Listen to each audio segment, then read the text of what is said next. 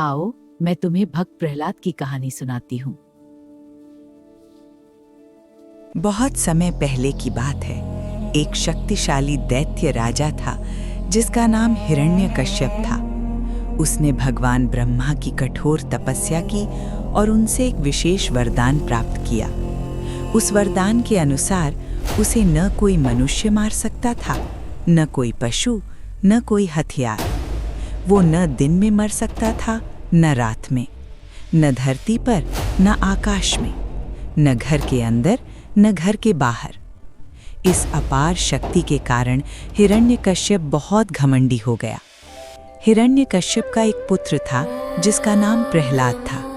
प्रहलाद भगवान विष्णु का सच्चा भक्त था। उसने अपने पिता को भगवान मानने से इनकार कर दिया और केवल भगवान विष्णु में ही विश्वास रखा।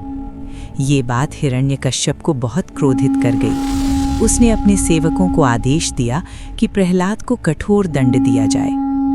प्रहलाद को मारने के कई प्रयास किए गए।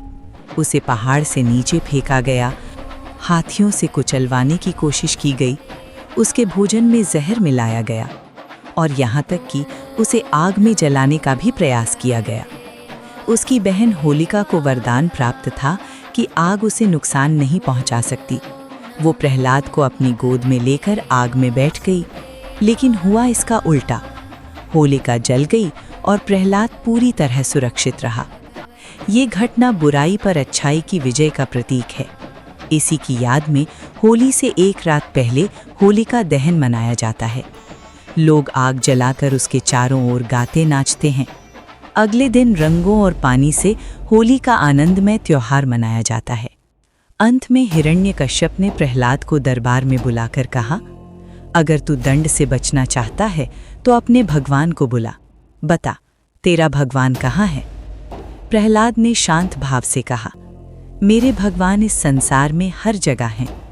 हिरण्यकश्यप ने एक स्तंभ की ओर इशारा करते हुए पूछा, क्या तेरा भगवान इस स्तंभ में भी है?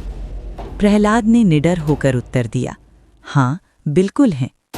ये सुनकर हिरण्यकश्यप ने क्रोध में आकर उस स्तंभ पर प्रहार किया। स्तंभ टूट गया और उसी से भगवान विष्णु नरसिंह अवतार में प्रकट हुए। उनका मुख सिंह का था और शरीर मनुष्य का। वे न पूरी तरह मनुष्य थे, न पूरी तरह पशु। भगवान नरसिंह ने हिरण्यकश्यप को महल की दहलीज पर न अंदर न बाहर अपने तीखे नखों से उसका अंत कर दिया। प्रहलाद की सच्ची भक्ति से भगवान अत्यंत प्रसन्न हुए। उन्होंने प्रहलाद से वर मांगने को कहा। प्रहलाद ने कहा, हे प्रभु, मुझे सदा आपकी भक्ति में लगाए रखें और सत्य के मार्ग पर चलने की शक्ति दें। कहानी गई वन में, सोचो अपने मन में। कहानी कैसी लगी? बहुत अच्छी। अगर तुम मेरे चैनल को सब्सक्राइब करोगे तो मैं और कहानियाँ सुनाऊंगी। ठीक है दादी।